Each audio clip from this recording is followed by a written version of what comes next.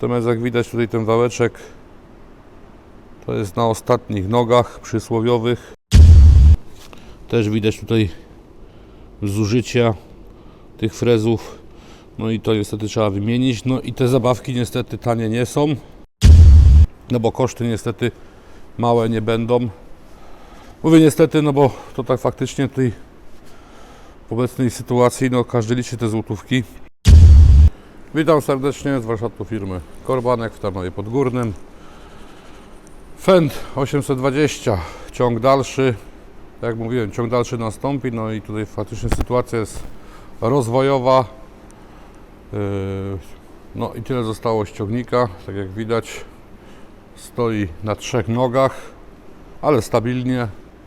3 stabilne nogi to tak samo jak 4 koła. Tak jak mówię, no, zdemontowaliśmy tutaj kabinę, no bo lepsze dojście. Można tu w tym ciągniku oczywiście kabinę przechylić do przodu i wtedy tutaj mamy ją jakby troszeczkę nad silnikiem, jest dojście tutaj do tego elementu, natomiast zdjęcie kabiny nie trwa aż tak długo, natomiast znacznie tutaj ułatwia dostęp do chociażby tutaj do wymontowania tego wału napędowego przekładni, którego nie ma. Za chwilę go pokażę, jak on wygląda. Albo na przykład, gdyby trzeba zdejmować tutaj pokrywę przekładni, no tutaj zmierzyliśmy te czopy i w zasadzie czopy są ok, wystarczy zregenerować siłowniki tuza, tutaj leżą, jak widać. No, otwory może nie widać, ale to było widać na filmie poprzednim, jakie otwory tutaj są owalne. No i tutaj trzeba będzie to rozwiercić, roztoczyć, dorobić tulejki, tak żeby pasowały na stworznie i będzie wszystko ok. Dodatkowo tutaj oczywiście też zamontujemy, tak jak mówiłem, możliwość nasmarowania tego elementu, no bo producent tego nie przewidział, a jednak jak widać chyba się to przyda. Już to w kilku ciągnikach to zrobiliśmy. No, jakby za krótko pracują, żeby był efekt. Czy to będzie na pewno zdawało egzamin, ale myślę, że tak. Troszeczkę smaru na pewno nie zaszkodzi. A jak myśl takiego powiedzenia, jak smarujesz, to dalej zajedziesz. Natomiast tutaj mamy ten wymontowany wałek. Wymontowaliśmy go dlatego, że był wyciek na pierścieniu uszczelniający przy przekładni. Natomiast jak widać tutaj ten wałeczek to jest na ostatnich nogach przysłowiowych. Arbos. Ciągnik z 7-letnią gwarancją i profesjonalnym serwisem w całej Polsce. W zasadzie pytanie, czy by ten sezon przeżył, czy jednak nie. No bym nawet obstawiał, że przy takich cięższych pracach to prawdopodobnie jednak by sezonu nie przeżył. No i wtedy ciągnik by gdzieś się zatrzymał, niekoniecznie w miejscu, gdzie by operator chciał. Tu mamy jakby drugi element tej układanki. Też widać tutaj zużycia tych frezów. No i to niestety trzeba wymienić. No i te zabawki niestety tanie nie są, bo ten element, który tutaj oglądamy, no to niestety, zresztą tutaj widać, że już też zaczęło się pocić, więc tutaj wychodzi z niego materiał. No a ta przyjemność kosztuje około 4,5 tysiąca złotych netto. Wałek też jakąś tam kwotę, także tutaj się troszeczkę niestety nam zbiera. Tu mamy wieszaki, które, tak jak mówiłem, raczej tutaj zastosujemy całe inne wieszaki, ale w zamienniku, żeby troszeczkę tutaj zminimalizować też te koszty, no bo koszty niestety małe nie będą. Mówię niestety, no bo to tak faktycznie tutaj w obecnej sytuacji, no każdy liczy te złotówki. Ładowarki kołowe Wakor by Atlas. To lider sektora rolniczego, przemysłowego oraz budowlanego. Nie wiadomo, za ile będzie zboże w żniwa 2024, no ale z kolei no, ten ciągnik myślę, że długo by też nie popracował na przykład z tym wałkiem, no i tak by się skończyło, że wtedy by trzeba było robić awaryjnie. Teraz jest czas, więc powiedzmy nawet te ceny można troszeczkę zmniejszyć, no bo zamówienia można zrobić w dłuższym terminie, niekoniecznie w ekspresie. Akurat tamten tłumik drgań mamy na magazynie, bo to wcześniej zrobiliśmy sobie już też zapas, też myśląc o tym właśnie, że ileś tych ciągników zimą trzeba będzie zrobić, żeby potem nie stać z robotą. Natomiast no, gdyby to potem zamówić na ekspresie, no to takiego rabatu też nie można udzielić, jakiego by tam może klient później oczekiwał. No a teraz jest na to czas, że tą zimą, gdy nawet nie mamy części na magazynie, to jest powiedzmy gdzieś tam, no w skrajnym przypadku pewno 10 dni, no bo tydzień i trochę, no ale normalnie to te części jesteśmy w stanie w takim nawet wolniejszym zamówieniu około tygodnia mieć u siebie na magazynie. Wtedy też można dać troszeczkę większy rabat, taki zimowy, czyli gdzieś tam w granicach 20% na części. A inna rzecz, że też trzeba się troszeczkę pospieszyć z pracami, no bo na pewno w marcu będzie podwyżka cen części Akko, no i wtedy będzie jeszcze drożej, a na pewno nie taniej. Ten wałek i ten amortyzator drgań silnika, no to uszkodził się nie bez powodu, raczej to ten element nie jest aż tak awaryjny, natomiast tak jak mówiłem tutaj wcześniej, poduszki zawieszenia silnika, które są już zużyte, to takie tutaj drobne elementy. Mamy 4 poduszki, to jest jedna część z poduszki, no bo druga jest tam jakby pod spodem. Tutaj mamy widać, już zaczęli wymontowywać. Dojście jest bardzo przykre, no ale no trzeba też to zrobić. No i te poduszeczki niestety, jeżeli zbyt bardzo już silnik się na nich kołysze, no to wtedy mamy taki właśnie efekt, że ten wałek dostaje, no i trzeba go potem też wymieniać. Tutaj też widać poduszki zawieszenia kabiny. Też je już uwzględniliśmy przy weryfikacji. Tak jak widać, popękana. No to znacznie zmniejsza komfort jazdy. No ale też może to uszkodzić wtedy, gdy kabina zbyt nisko opadnie, no to uszkadza się albo przewody od układu hydraulicznego, a dosyć często właśnie tutaj ta wiązka przewodów, ona idzie tam do góry, czyli jest taka między kabiną a tutaj tym wspornikiem, grodzią silnika. Tą wiązkę też potrafi uszkodzić maska, właściwie uszkodzone zamki maski, bo jeżeli zamki maski są pouszkadzane i tutaj w tym miejscu nie ma właściwego osadzenia, to ta maska dosyć często spada troszeczkę niżej, no i niestety uszkadza nam też instalację elektryczną. No to takich rzeczy, na które trzeba, czy nam warto zwrócić uwagę przy swoich maszynach, żeby później coś tam więcej się nie pouszkadzało. Mamy wymontowaną przednią oś, luz jest tam, no, mamy tutaj ośkę wymontowaną, tutaj wspornik tej osi, no i na pewno trzeba będzie wymienić tuleje mosiężne, zestaw uszczelnień, no i przede wszystkim skasować luz osiowy, bo tutaj to jest największym problemem, to był jednak luz osiowy, no i trzeba tutaj będzie to wszystko spasować, tak żeby nie było tutaj na tym luzu.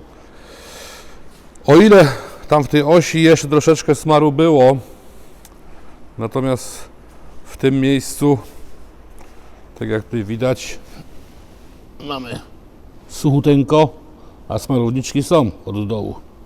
Tylko kurczę, komu by się chciało schylić. Chyba się nikomu nie chciało schylić, no i tu takie, to też trzeba niestety powymieniać. Na szczęście można wymienić same te łożyska przegubowe. Tu u góry też siłownik, jak jest zawieszony też, no to cały siłownik trzeba wymontować, to wymienić, żeby to znowu chodziło przez jakiś czas i nie sprawiało problemów. Także no troszeczkę pracy tutaj nas czeka. No i niestety po raz enty powtórzę, koszty tutaj to małe nie będą, no bo to można przeżyć szok. Przyjechał ciągnik w zasadzie na taki troszeczkę jakby przegląd, natomiast doszło nam parę rzeczy, o których no wcześniej klient był nieświadomy, że jest zepsuty w ciągniku. Zresztą jak ciągnik też przyjechał, też nie wszystko było od razu widać. No i to w trakcie zawsze rozbierania niestety wychodzi coraz to więcej, a to. No metoda może być, można przyjąć dwie metody działania.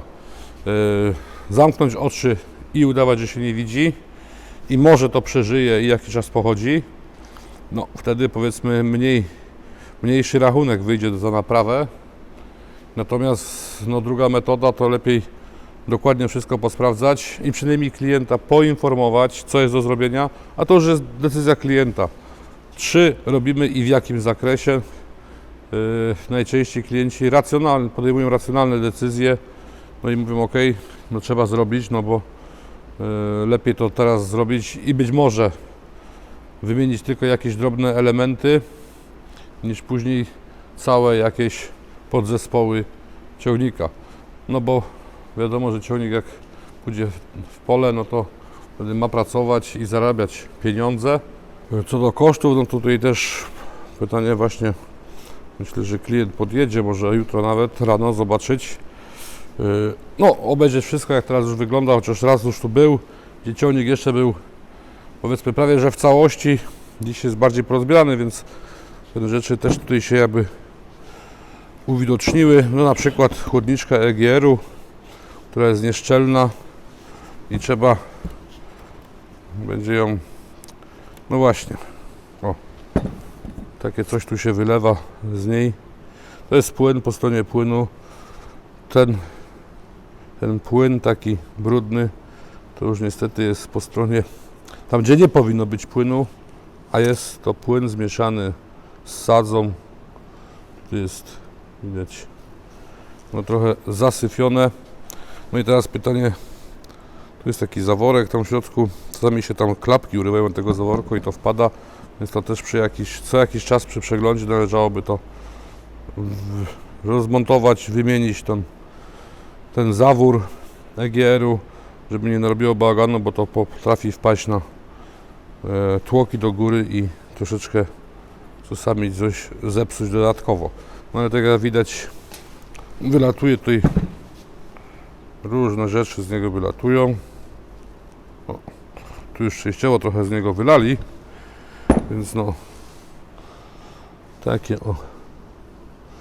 Jutro będą wyzywać rano, bo im nabałaganiłem, no ale będą musieli sobie posprzątać, bo co zrobić. Także no, doszła jeszcze chłodniczka i teraz no pytanie, czy będziemy ją wymieniać, czy klient jednak będzie wolał zastosować wariant niekoniecznie właściwy, no ale no też nie ma co tu ukrywać, ileś ciągników, pewnie nie tylko ciągników, mimo że fabrycznie wyszły z chłodniczkami EGR-u, jeździ bez chłodniczek EGR-u, więc to być może tutaj też taka decyzja padnie. Tutaj mamy odciągi ramion tylnego podnośnika i też widać, może nie jest to jakiś duży luz, no ale gdyby to teraz zrobić porządnie, tak jak powinno być, to należałoby wymienić stworznie, no i zregenerować tutaj te otwory. No i to też niestety jakieś tam dodatkowe koszty dochodzą, bo koszt stworznia, koszt regeneracji otworu. No, można jeszcze ewentualnie samych stworzni wymieniać, to tu nie ma sensu, bo wymieni się stworznie, trzeba zapłacić pieniądze, a efektu no w sumie się nie uzyska. Natomiast tutaj tego stworznia to kurde dosyć ciężko go tutaj wyciągnąć. Ten jeszcze się troszeczkę obraca, a ten to tutaj jest zabetonowany. Tak jak widać, zatarł się w tym przegubie tam kulistym, no i trzeba będzie też tutaj to rozruszać, no bo gdyby klient chciał zmienić położenie, czyli przełożyć w ten otwór tutaj zamocować, no to nie jest w stanie tego chyba zrobić, no więc to póki rozebrane trzeba będzie to przynajmniej nagrzać, wybić, no i to zobaczymy, jak będzie wyglądał test stworzeń, czy tam stworzeń nowy, czy może zostać chyba stary, no bo skoro on teraz jest tak spasowany, że nie chce wyjść, no to raczej chyba zostanie stworzeń stary, tylko się go wyczyści. No i tak to wygląda dzisiaj na koniec dnia, a jutro będziemy dalej, mówię, poduszki wymieniać. Tam już mamy zdjętą tą obudowę klawiatury. Widać, jesteśmy już tutaj, zawory mamy praktycznie na wierzchu, wtryskiwacze zostały, no i teraz trzeba będzie wymienić te śruby regulacyjne z nakrętkami, no bo tak jak tam wspomniałem wcześniej, no, kończy się gwint, nie ma możliwości, aby dokładnie zabezpieczyć tych śrub, więc a mogłoby się coś nawywijać. No i też no, lepiej to zrobić, tak to ja przynajmniej uważam, i spać spokojnie, niż udać, że się nie widziało, albo później mówić, że no jak był na warsztacie, wszystko było w porządku. O, tam mamy ciągnik 939. Tak przy okazji wjechał dzisiaj na warsztat, tutaj stało 936, dzisiaj wjechał 939. Ciągnik, nie wiem czy będzie widać, zobaczymy, myślę, że będzie widać napis szef, czyli ciągnik szefa, no bo tym ciągnikiem to jeździ szef dosyć dużego gospodarstwa, no i osobiście tym ciągnikiem pracuję, no i tutaj dzisiaj go odstawili też do warsztatu, naprawę amortyzacji zawieszenia przedniej osi. No, szef musi o komfort swojego miejsca pracy dbać. No ale tak przy okazji jeszcze inne rzeczy. Widać, tłumika nie ma, wymontowany tłumik, no był uszkodzony, więc pójdzie na warsztat. Ciągnik, tutaj mamy ciągnik Arbosa, nakład 5130. Montujemy, no przygotowujemy go do sprzedaży, czyli montujemy podzespoły zdemontowane na czas transportu i zmieniamy koła z zimowych na letnie, albo odwrotnie, bo na takich kołach to przyjeżdża, żeby się wmieściło do kontenera, no ale będzie miał założone normalne koła. I także tutaj ten ciągnik stoi na razie na koziołeczkach.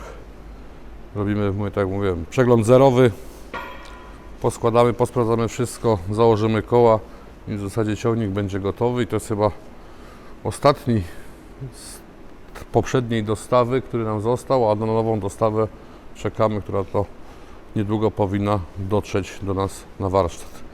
Tymczasem serdecznie dziękuję za uwagę. Oczywiście, jeżeli film się podobał, to poproszę łapkę w górę i zachęcam do oglądania filmów na naszym kanale. Promocja firmy Korbanek. Szukaj linku w opisie i komentarzu pod filmem.